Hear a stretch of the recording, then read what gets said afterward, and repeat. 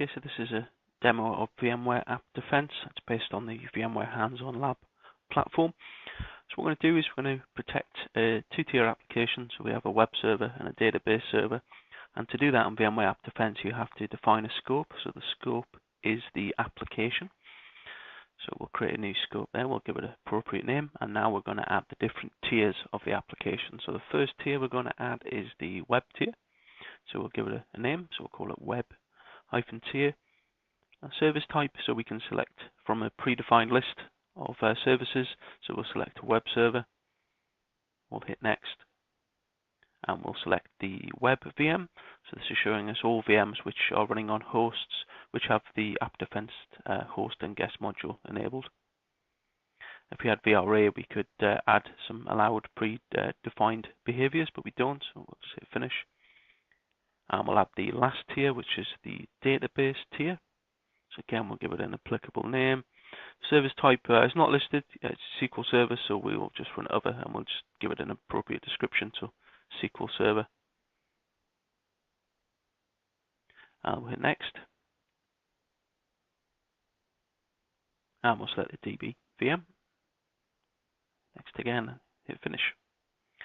So that's our scope, that's our application defined now in VMware AppDefense, and you can see it's listed all the processes that are running on the servers at that moment in time when we added them to the scope. So if we look at Google Update, for example, it shows us the hash, shows us the exe location, shows us any outbound connections, the IP addresses and the ports that it's using. And if we had Carbon Black, third-party product, we could also get a threat score there. So it would tell us how friendly or unfriendly the process is. So what we're going to do now is to simulate some traffic across this application so we can see how this changes. So I'm just going to load up a few tabs. Mortgage app is the application. And then what we'll do is we'll go ahead and launch the application and log in. So it's just a blank username and password. So this is the web server on at the minute, and when we hit login, we're loading the dynamic content from the SQL Server running in the database tier. Okay, so if we go back to AppDefense Manager now, you should see that the number of behaviors have changed and we've detected some new processes. So there's our SQL Server. It's listening on 14443 and the dynamic SQL port. And if we go to our web tier, we'll see Python, which is running on the web server. And if we drill into that, we'll see the connectivity between the different tiers. So it will recognize the fact that it's part of the DB tier. So we'll see the ports that's using, obviously, between the web server and the DB tier there. Okay, so once we're happy that the application is in its intended state, the next thing we need to do is verify and protect it. So that kind of locks in the behaviors and the configuration of that application.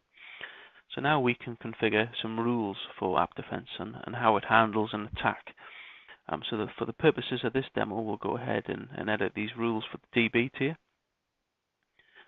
And if we go to the DB tier and click on Rules, what we want to do is quarantine the VM if there's an attack against the OS integrity. So we'll go ahead and do that. AppDefense could do it automatically, but we'll do it manually for the purposes of the demo.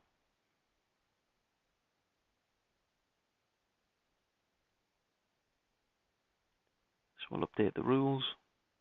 Okay.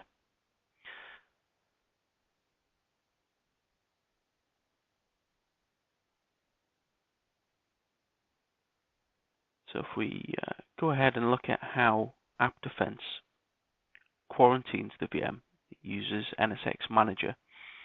And if we go into Service Composer, you'll see that AppDefense during the install created a security group and a security policy. So if we go ahead and look at the security policy, you'll see there's two firewall rules as part of this quarantine policy, which is an inbound deny and an outbound deny. And that's how we block all traffic to the VM if it's been compromised. So the VM will get tagged via the AppDefense security tag. The tag belongs to the security group, and this AppDefense quarantine policy is applied to that security group. So in the event that AppDefense determines there's an attack happening, it simply tags the VM and it gets blocked using NSX Manager. So what I've done now is RDP'd onto the database server, and we're going to simulate an attack against multiple different components of the DB server. One of them is an OS integrity attack. So we'll just go ahead and run these scripts now. And the last attack is an attack against the Windows AppDefense module that's actually installed inside the OS.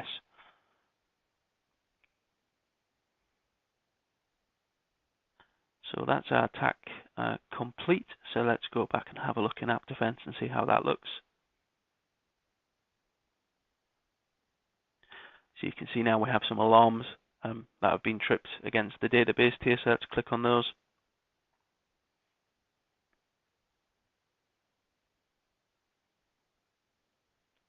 And you can see that there's been an integrity, the kernel integrity has been compromised there, the top alarm. And there's various other alarms as well, which is some of them are the outbound connections for the RDP session that you can see there. But the main one is the integrity compromised alarm at the top.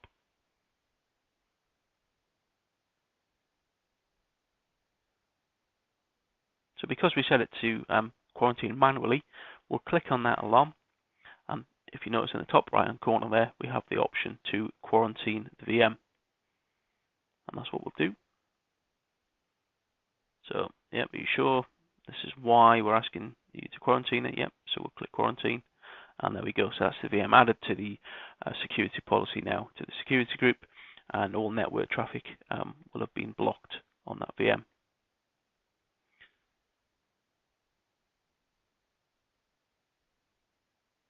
So if we try and launch the application now, so this is the web tier, that's working fine.